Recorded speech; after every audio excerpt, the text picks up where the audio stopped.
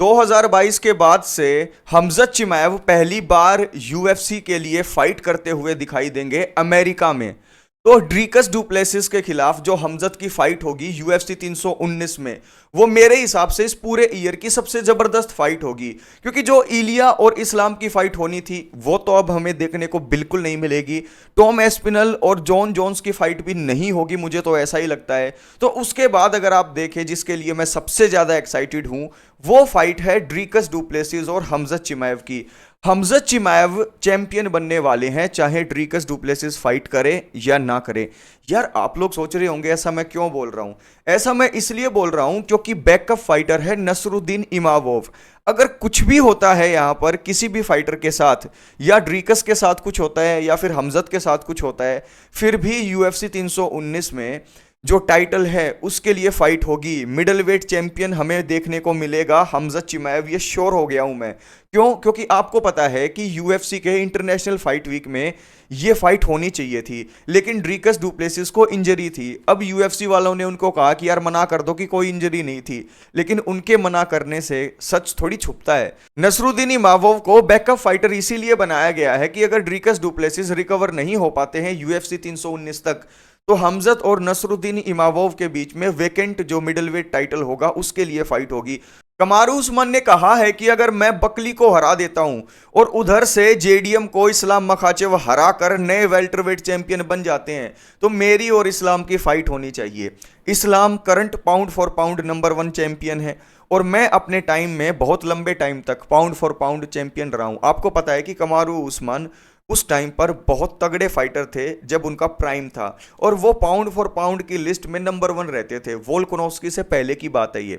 लेकिन आज के टाइम पर अगर जेडीएम को हरा देते हैं इस्लाम मखाचेव, तो आपको लगता है कि कमारू उस्मान को मौका मिलना चाहिए? और देखिए, जैसे कमारू उस्मान ने हमजत को टक्कर दी थी, तो आप हल्के में मत लीजिएगा कमारू उस्मान को। कमारू उस्मान इस्लाम मखाचेव के लिए एक हार्ड मैचअप हो सकता है। तो भाई मैं तो इस फाइट को देखने के लिए एक्साइटेड हूं। और हाँ भाई, कमारू उस्मान से मुझे याद आए हेनरी सोहुडो, जो आज के टाइम पर यूएफसी की उर्वशी रोतेला बन गए हैं।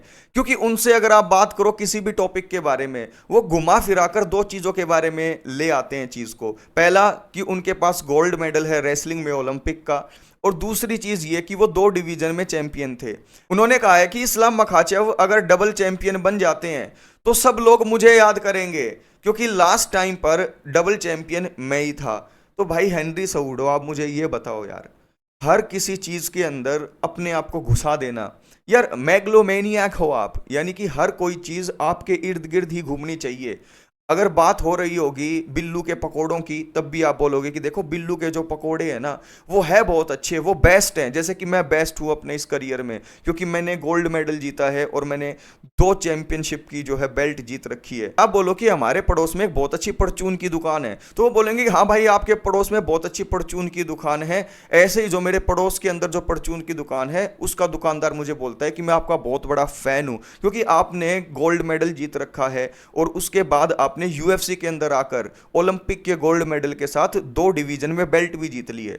तो देखो, परचून की दुकान से अपने गोल्ड मेडल और 2 चैंपियनशिप की बेल्ट को वो कनेक्ट कर देते हैं। ऐसे ही अगर यूएफसी में कोई हार जाए, तो वो कहते हैं कि भाई इस हार से आप कमबैक करोगे और मेरी तरह आप जो है गोल्ड मेडल जीत सकते हो, 2 डिवीजन के चैंपियन बन सकते हो। या फिर अगर मान लो खुदा न खास्ता कोई जीत जाए, तो आप बोलोगे कि आपका करियर मेरी तरह हो सकता है, आप गोल्ड मेडल जीत सकते हो, आप 2 डिवीजन के चैंपियन बन सकते हो। मैं अपने लाडले भाई हेनरी सोहुडो को कहना चाहूंगा कि यार ऐसी ऐसी बातों से आप थोड़ी छाए रहेंगे ऑनलाइन मीडिया में। आप फाइनली हसबुल्ला के साथ फाइट कर ही लो, कसम से भाई आप ट्रेंडिंग में रहोगे। इलिया टोपुरिया ने एक्स के ऊपर पोस्ट डाला और हम सबको बताया कि यूएफसी 317 के अंदर वो 2 डिवीजन के चैंपियन बनने वाले हैं। डबल चैंप स्टेटस उनको हासिल होने वाला है और वो लाइट वेट चैंपियन बन जाएंगे। और उन्होंने चार्ल्स ओलिवेरा को एडवांस में ही सॉरी बोल दिया कि मैं अपने ड्रीम्स के लिए फाइट कर रहा हूं, मुझे आपसे कोई खुंदक है नहीं। ये तो अनफॉर्चुनेट है कि इस्लाम मखाचेव रैन अवे, यानी कि उनके हिसाब से इस्लाम मखाचेव भाग गए हैं और चार्ल्स ओलिवेरा का कोई चांस नहीं है। वो मैनिफेस्ट कर रहे हैं एक सिनेरियो जहां पर वो लाइट वेट चैंपियन बन जाएंगे और सबको दिखा देंगे कि देखो जो मैं सोचता हूं, जो मैं बोलता हूं, वो मैं करके दिखाता हूं। ऐसा तो हो सकता है, लेकिन जो उनके लास्ट के वर्ड हैं यार, कि इस्लाम मखाचेव ये डिवीजन इलिया टोपुरिया के डर से छोड़कर भाग गए हैं, ये अनफॉर्चुनेट हो गया है।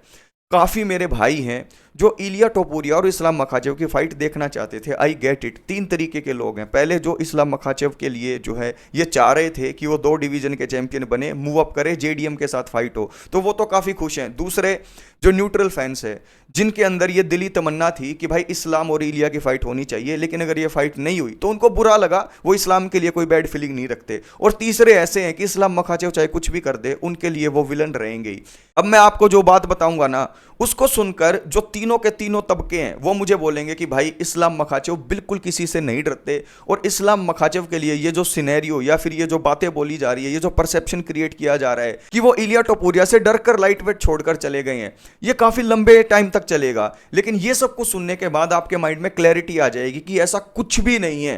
अली अब्दुल अजीज ने बताया कि इस्लाम मखाचेव और हंटर कैम्बल की जो रेपुटेशन है, जो दोस्ती है, वो गहरी हो गई है। वो पर्सनली दगिस्तान के अंदर उनसे मिलने आए, और ऐसा करने से उन्होंने दिल जीत लिया है भाई, जो कैंप है हबीब का उनका।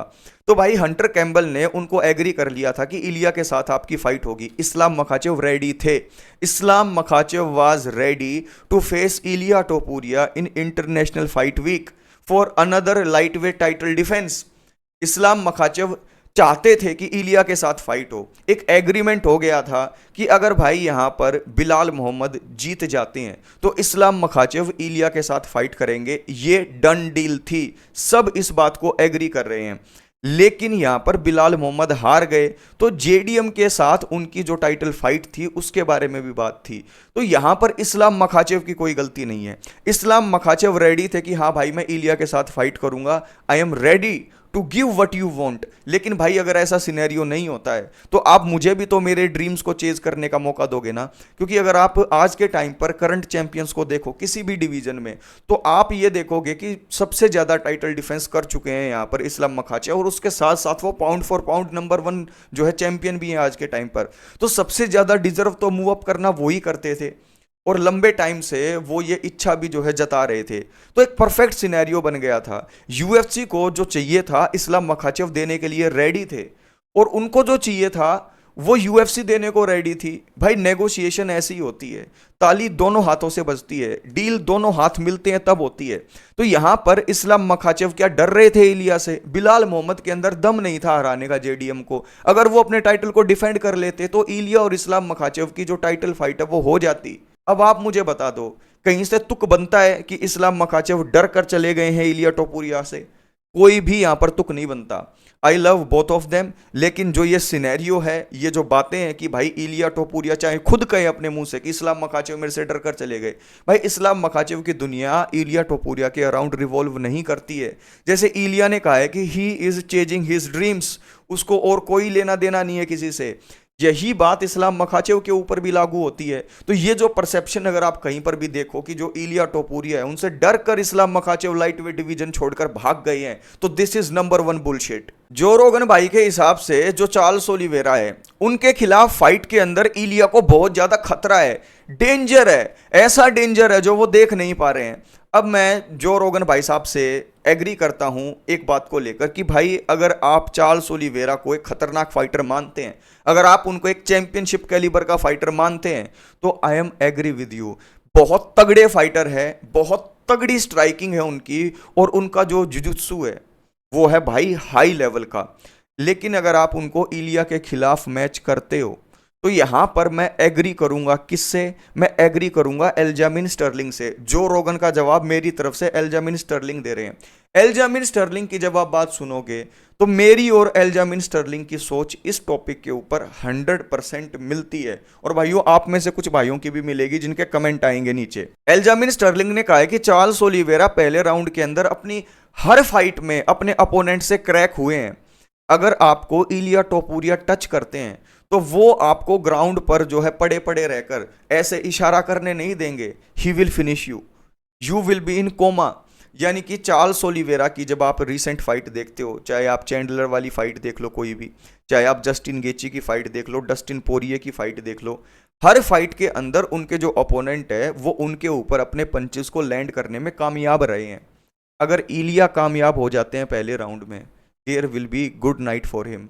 तो यहाँ पर जो एल्जामिन स्टर्लिंग है, उनका कहना ये है कि जिनका ग्राउंड गेम बेकार होता है वो चार्ल्स ओलिवेरा को हर्ट करने के बाद ग्राउंड में उनको फॉलो नहीं करते, लेकिन जिनका ग्राउंड गेम तगड़ा होता है वो चार्ल्स ओलिवेरा को हर्ट करके ग्राउंड में अगर वो चले जाते हैं तो उनके ऊपर जाकर उनको और जल्दी फिनिश करेंगे, चाहे वो उनको चॉकआउट करे चाहे उनको सबमिट करे।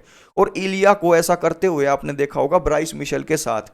तो मुझे ऐसा लगता है कि भाई जो चार्ल्स ओलिवेरा है उनका हाल ब्राइस मिशेल जैसा करने वाले हैं। वो पहले वो उनको स्ट्राइकिंग के अंदर आउट स्ट्राइक करेंगे और अगर ग्राउंड के अंदर बात चली गई he will chalk him out. तो यहां पर मुझे ऐसा लगता है कि चार्ल्स ओलिवेरा को इलिया चॉक आउट कर सकते हैं और बहुत कम चांस है यार चार्ल्स ओलिवेरा के। अगर आप इस्लाम मखाचेव के साथ अगर इलिया की बात करते तो अलग सिनेरियो होता, अरमान सारूकियान और इलिया की फाइट भी अलग सिनेरियो में जाती, लेकिन चार्ल्स ओलिवेरा के बहुत कम चांस है भाई इलिया के खिलाफ। आप यकीन मानो चार्ल्स ओलिवेरा बहुत तगड़े फाइटर है, I love him, but chances are very slim. तो यहां पर मैं एल्जामिन स्टर्लिंग के साथ जो है एग्री करूंगा। और जो रोगन मेरे भाई, मुझे पता है आपको घर बार चलाना है, आपको ऐसी ऐसी बातें बोलनी पड़ेगी जिसको लोग खोलकर देखें, क्योंकि आप दोनों तबकों को खुश रखना चाहते हैं, दोनों हाथों में लड्डू रखना चाहते हैं, लेकिन ऐसे में you have to be true. आपको वो बोलना चाहिए जो आपको दिखाई दे रहा है, और मुझे यही दिखाई दे रहा है जो इलिया टोपुरिया ने ट्वीट करके कहा है कि I am sorry Charles Oliveira, I am going to become the champion of lightweight division. Charles Oliveira ने भी फाइनली अपने साइलेंस को ब्रेक कर दिया है। उन्होंने कहा है कि जब मैं फाइट करूंगा इंटरनेशनल फाइट वीक में लाइट वेट टाइटल के लिए, टोपुरिया जब मेरे सामने होगा तो मैं इतना एग्रेसिव हो जाऊंगा, मैं इतनी तगड़ी स्ट्राइकिंग करूंगा कि आप लोगों ने मुझे कभी ऐसा स्ट्राइकिंग करता हुआ देखा ही नहीं होगा। मुझे ऐसा लगता है कि अगर चार्ल्स ओलिवेरा ऐसा करने चले गए तो भाई उनके लिए बहुत दिक्कत होने वाली है, क्योंकि उनकी पास्ट हिस्ट्री को जब मैं देखता हूं तो मुझे लगता है कि भाई he eat one and give one, यानी कि वो एक शॉट खाते हैं दूसरा लैंड करने की कोशिश करते हैं, ही टेक रिस्क, वो आगे ही बढ़ते चले जाते हैं, वो पीछे कदम नहीं लेते। इस बात के लिए चार्ल्स ओलिवेरा का फैन हूं मैं, लेकिन कई बार स्टाइल्स मेक द फाइट। यहां पर इलिया टोपुरिया के सामने अगर वो चलते चले गए आगे, Ilia is gonna knock him out cold. लेकिन इस फाइट को लेकर, दोनों की एबिलिटीज को लेकर एक तगड़ी वीडियो आने वाली है, लेकिन वो मेरे भाइयों तक तब पहुंचेगी जब आप इस वीडियो को लाइक करके चैनल को सब्सक्राइब करोगे। और सब्सक्राइब करने से ध्यान आया, 40% मेरे भाई वीडियो को देखकर चैनल को सब्सक्राइब नहीं करते। ऐसा मत करो मेरी जान।